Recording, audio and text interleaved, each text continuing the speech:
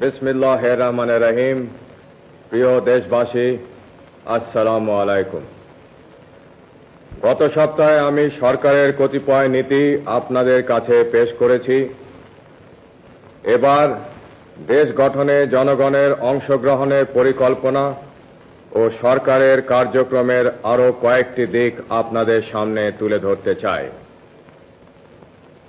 রাষ্ট্র পরিচালনার ব্যাপারে সংক্ষেপে আমার অনুসৃত নীতি ও কর্মসূচি হচ্ছে: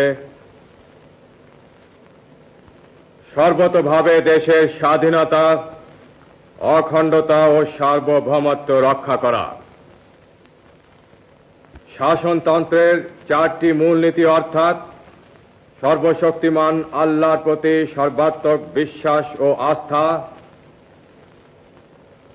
গণতন্ত্র, জাতীয়তাবাদ এবং সামাজিক ও অর্থনৈতিক ন্যায় বিচারের সমাজতন্ত্র জাতীয় জীবনের সর্বস্তরে প্রতিফলন করা। সর্বোপায় নিজেদেরকে একটি আত্মনির্ভরশীল জাতি হিসাবে গড়ে তোলা। প্রশাসনের সর্বস্তরে উন্নয়ন কার্যক্রমে এবং আইন শৃঙ্খলা রক্ষার ব্যাপারে জনসাধারণের অংশগ্রহণ নিশ্চিত করা।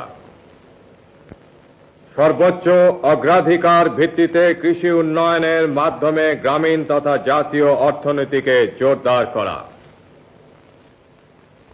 দেশকে খাদ্যে স্বয়ংসম্পূর্ণ করা।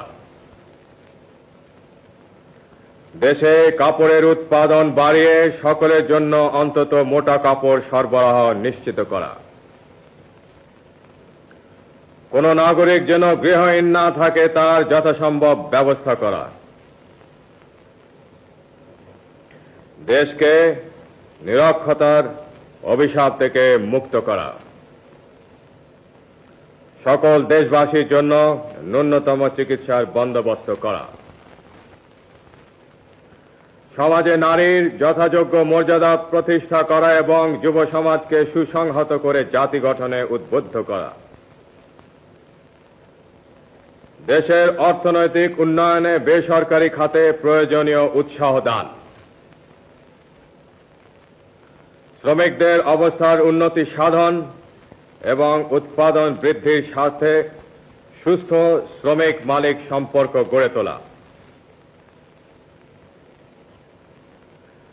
সরকারি চাকুরিজীবীদের মধ্যে জনসেবা ও দেশ গঠনের মনোবৃত্তি উৎসাহিত করা এবং তাদের আর্থিক অবস্থার উন্নয়ন করা। জনসংখ্যা বিস্ফোরণ রোধ করা। সকল বিদেশি রাষ্ট্রের সাথে সমতার ভিত্তিতে বন্ধুত্ব গড়ে তোলা এবং মুসলিম দেশগুলোর সাথে সম্পর্ক বিশেষ জোরদার করা।